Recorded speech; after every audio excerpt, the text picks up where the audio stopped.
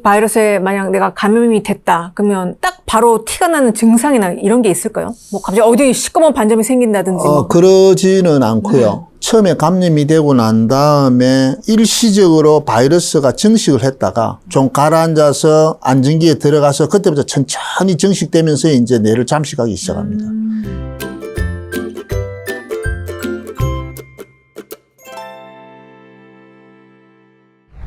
치명적인 성병 중에 먼저 넘버원 에이즈부터 이야기를 좀 해볼까 합니다. 제가 어렸을 때 이 에이즈로 온 세상이 시끄러웠던 적이 있어요. 물론 그게 록 허드슨이라는 미국 배우, 프레디 머큐리 이 두 사람 때문에 우리나라에서도 누구나 에이즈 하면 사람 죽이는 병, 진짜 무서운 병, 약도 없는 병이라는 다들 그렇게 알고 지금도 그렇게 알고 있죠. 근데 에이즈는 어떻게 감염이 되는 겁니까 도대체? 이제 일반적으로 알고 있는 거는 이제 성병으로 개념을 잡고 있죠. HIV 바이러스에 의해서 감염이 되고 나면 특정 시간이 흐르고 난 뒤에 면역력이 떨어지고 면역력이 떨어지면 그때부터 에이즈가 되기 시작합니다. 근데 증상이 드러나지 않으면 사실 에이즈라고 부르지 않고 증상이 드러나면 그때부터 에이즈라고 이제 얘기를 하죠. 말 그대로 이제 에이즈는 Acquired Immune Deficiency Syndrome, 그러니까 후천성 면역 결핍 증후군. 증후군이라는 말 자체가 증상을 의미하는 거기 때문에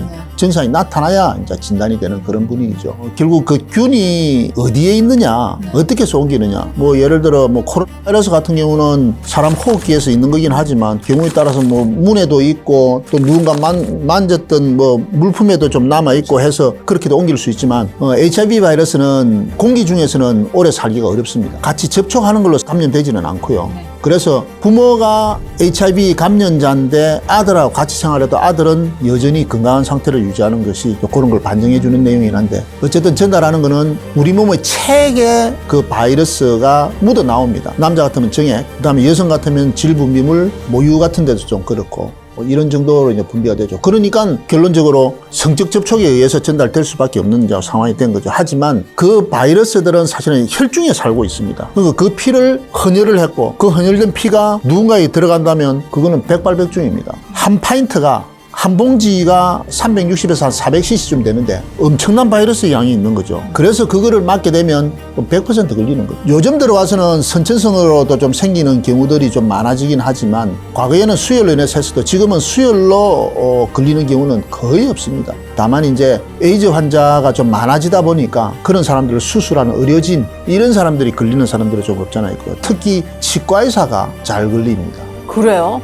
왜냐하면 치과의사가 생각 밖으로 날카로운 걸 많이 다루어요. 그래서 끌어내고 일하는 와중에 치과할 때 보면 되게 피 나잖아요. 많이 나죠. 그 피 나는 걸 하다 보면 자기가 찔리는 경우들이 적잖이 있어요. 우리들도 그렇게 해서 찔리는 경우가 있기는 있지만 사실 행위에 비해서는 그렇게 많지 않아요. 근데 치과는 좀 그런 부분이 좀 있죠. 그래서 치과의사들이 그런 것 때문에 걸리는 환자들이 있습니다.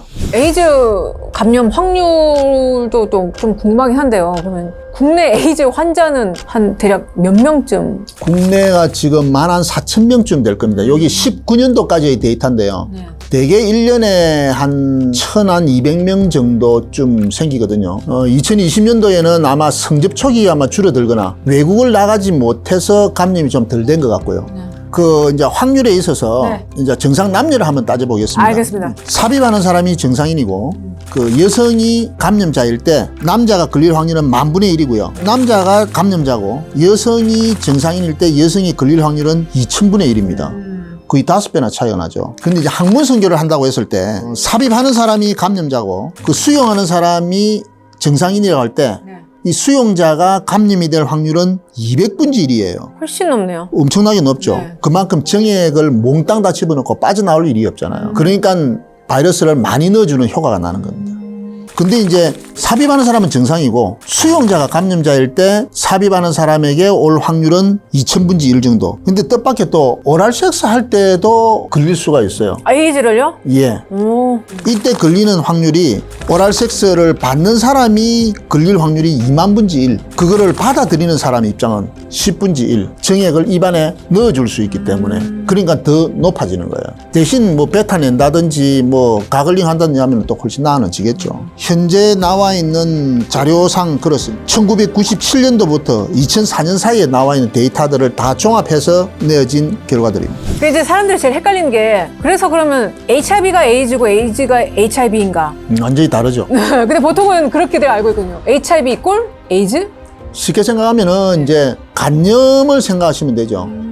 C형 간염 뭐 이런 걸 했을 때 네. 그 간염 바이러스 타입 C에 의해서 이제 발생이 되는 거거든요. 네. 그렇지만 그 바이러스에 감염이 된 거하고 실제로 간염이 생긴 거하고 차이인 것과 같습니다. 간염이 생겨버리면은 그 다음은 감당이 안 돼요. 간염을 유발하기 전에 바이러스일 때는 여러 가지 면역 치료제를 써가지고 좀 낫도록 하고 실제로 낫는 경우들도 요즘 좀 있죠. 원래 바이러스라는 게 죽일 방법이 없어요. 내 면역력을 높여서 내가 바이러스를 죽이게 만들지 약으로 바이러스를 죽일 방법이 없어요. 그렇기 때문에 바이러스에 감염된 질환치고 나을 수 있는 병이 없어요. 다행히 지가 없어져 주니 괜찮아지는 거지. 저희가 할 수 있는 방법은 바이러스가 최대한 활성화 안 되도록 억제하는 거, 그러고 내 면역력을 잃지 않고 버틸 수 있는 거, 뭐 그런 방법들입니다. HIV는 휴먼 임뮤노 데피션시 바이러스의 약자입니다. 뭐 인간 면역 결핍 바이러스 뭐 이렇게 해석하는데 HIV가 혈중에 내 몸에 들어와서 시간이 지나면 점점 증식을 합니다. 그게 일정 수준에 다다르면은 내 몸의 면역 세포를 파괴하기 시작해요. 계속 파괴가 되고 증식은 더 많이 되고 그러면서 면역력이 지나치게 떨어져 가지고 일반인들은 걸리지 않을 정도의 세균이나 바이러스의 침입에도 내가 문제가 생기고 증상이 나타나는 상태, 그게 이제 에이즈가 되는 거죠. 에이즈는 증상이 있는 상태고요. 그 병에 대한 증상을 치료하는 게 에이즈의 치료고, HIV는 질병 상태는 아닙니다. 감염만 되어 있는 상태지. 여러 가지 약제를 써서 바이러스가 증식하지 않도록 계속 억눌러지는 방식만 지금 하고 있는 그런 추세입니다. 에이즈도 백신이 있는지 근데 있다는 얘기는 못 들었던 것 같은데. 없습니다. 이게 이제 우리 바이러스도 마찬가지인데 RNA 바이러스라는 게 있고 이제 DNA 바이러스라는 게 있고 뭐 바이러스 종류가 이제 계열들이 있는데 RNA 바이러스가 아주 심플하면서 변형이 너무 많아요. 그래서 사실은 만들어내기가 어려워요. 뭐 우리가 알기로는 그냥 HIV 바이러스라고만 얘기를 하지만 우리가 관심을 안 둬서 그렇지 그 밑에 아류들이 엄청나게 많습니다. HIV도 타입 1이 있고 타입 2가 있고 옛날에 왕창 뭐 전 세계를 휩쓸었던 것들이고 그 밑에 뭐 M 타입 M 밑에 또 뭐 여러 I형들 뭐 이런 것들이 있습니다. 개발을 해도 금방 I형이 형성되면은 또 의미가 없어지고 해서 아직까지 만들어지지를 않았다. HIV 바이러스에 만약 내가 감염이 됐다 그러면 딱 바로 티가 나는 증상이나 이런 게 있을까요? 뭐 갑자기 어디 시꺼먼 반점이 생긴다든지 그러지는 않고요. 처음에 감염이 되고 난 다음에 일시적으로 바이러스가 증식을 했다가 좀 가라앉아서 안정기에 들어가서 그때부터 천천히 증식되면서 이제 뇌를 잠식하기 시작합니다. 이때 좀 발열도 있고 두통도 있고 내 몸이 좀 깔아지고 하는 그런 증상을 일시적으로 느끼기도 합니다. 뭐 안 그럴 수도 있고 해서 뭐 일반적으로 알기 어렵죠. 예를 들어 내가 뭐 열이 좀 나고 좀 문제가 생기면 아이고 감기인가 몸살인가 이러지, 내가 일주일 전에 혹은 3, 4주 전에 성관계 가진 거에 연관해서 이거 에이즈 아니야? 라고 생각하는 아무도 사람들이 그렇게 생각 안 하겠죠.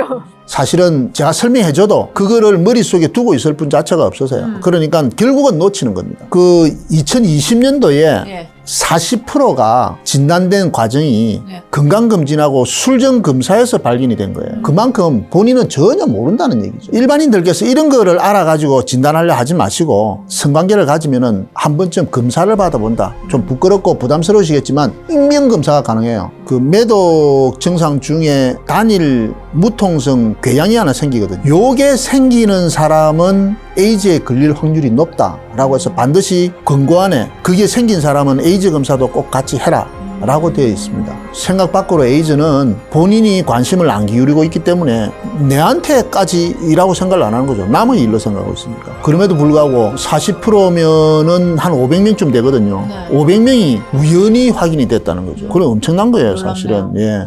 에이즈가 유발하는 합병 합병증. 근데 면역이 다 떨어졌는데 뭐 합병증이고 나발이고 일단 뭐 조금만 세균만 들어와도 뭐. 뭐든지 나타날 수 있죠. 네. 그러니까 일정하게 말할 수가 없고요. 근데 이제 우리가 걸리는 일반적인 감염들을 보면은 감기 흔히 쉽게 걸리잖아요. 그러니까 감기가 잘 와요. 근데 이게 감기로 안 끝나고 폐렴이 돼요. 폐렴인데도 불구하고 검사해보면 별것도 아닌데 아무리 항생제를 쓰고 약을 써도 잘 낫지를 않아요. 그래서 덜컥 검사해보면은 에이즈가 나타나는 거예요. 그 외에 암이 좀 있어요. 근데 나이도 많지 않고 젊은 사람이 아니 내 뭐 1년 전만 해도 안 이랬는데 갑자기 암이 확 번지는 모양새야. 이거 수상하다 이거 검사해보면 HIV 양성인 경우들이 많이 있죠. 면역 결핍 상태가 되면은 뭐 나이에 관계없이 그렇겠죠. 암도 잘 생기고 감염도 잘 생기고 결국 그런 걸로 이제 사망하게 되는 거죠. 근데 완치는 안 된다고 말씀하셨잖아요. 보면 또 그 유명인 중에 매직 존스는 아직까지 잘 살아 계시거든요. 뭐 외부 활동도 잘 하시고 본인이 에이즈에 걸렸다고 고백을 했음에도 불구하고 아니요, 에이즈는 아니고 HIV 감염. 근데 에이즈 이제 증상이 나타난 건 아니고. 그렇죠. 실제로 우리나라도 그렇습니다. 제일 처음 진단받은 사람이 아직까지 에이즈로 발전되지 않고 지금 잘 지내고 있어서 그러세요? 예, 한 35년, 7년쯤 되나요? 1985년도가 처음 우리나라에 나타났지 싶은데 그 1호 환자 아직까지 아직까지 별 탈 없이 에이즈로 발현이 안 됐다는 안 말씀. 되고 지금 뭐 있고요. 생활이 난 상당히 좀 힘들게 뭐 재미라고는 없이 나는 뭐 살고 있다 뭐 그러실런지는 모르겠는데 네. 어쨌든 지금 아직 뭐 에이즈로는 발전 안 됐고요. 여성 1호 환자도 있는데 그분도 지금 에이즈로 발전이 안 됐다고 제가 알고 있습니다. 이런 사례를 두고 이제 얘기하는 게 이제 그거죠. 약만 잘 먹고 안 해야 될 행동 안 하고 해야 될 행동만 하시면 얼마든지 오래 사실 수 있다. 이제 이런 류의 얘기를 하는 거죠. 물론 이 경우는 HIV 바이러스 감염자고 그렇죠. 에이즈 증상이 나타난 사람들은 약이 없다는 말씀이죠. 어쩌다가 뭐 좀 억지로 좀 증상이 괜찮아져가 퇴원하지만 다음에 또 딴 일로 또 들어오고 이러면서 결국은 이제 사망하는 과정이 되는 거죠. 보통 에이즈에 걸리면 뭐 예를 들어서 뭐 3년 내로 사망, 뭐 5년 내로 사망 뭐 이런. 그렇게는 제가 확인을 못 해봤는데 사람의 상태마다 조금씩 다를 겁니다. 그래도 이제 에이즈로 발병하고 난 뒤에 5년 내에 살아있을 확률 얼마 뭐 이런 것들은 나와야지 싶은데 사실은 이게 성병이라서 비뇨기과하고 참 연관관계가 있을 것처럼 생각들 하시는데 실제로 에이즈 환자가 찾아가는 데는 내과예요, 내과. 내과요? 예, 왜? 기침 나고 폐렴 감기. 걸리고 그래가고 또는 일반적인 암에 걸려서 가거든요. 뭐 혈액암이라든지 뭐 이런 것들이 많아요. 에이즈든 HIV든 내과가 관리를 하게 되지. 사실 우리 비뇨기과 찾아오는 환자가 거의 없어요. 그렇겠네요. 그래서 저희들도 사실은 좀 관심이 많이 떨어져 있습니다. 네, 그럼 치명적인 성병 탑2 얘기해 볼 건데요. 저번에도 제가 말씀드렸지만 정말 진짜 무슨 19세기 프랑스 소설에 나오는 그런 성병 같은데 전 아직도 이게 걸리는 사람이 있다는 것도 놀랍고 이게 치료제가 없다는 것도 더 놀랍고. 치료제는 있어요. 있고 네. 비교적 잘 들어요. 이 의사들이 이에 대한 진단이나 이런 과정들이 좀 쉽지가 않아요.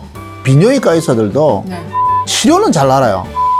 주사 주는 건 아는데 네. 나 물어보면 그거 잘 말을 못해요.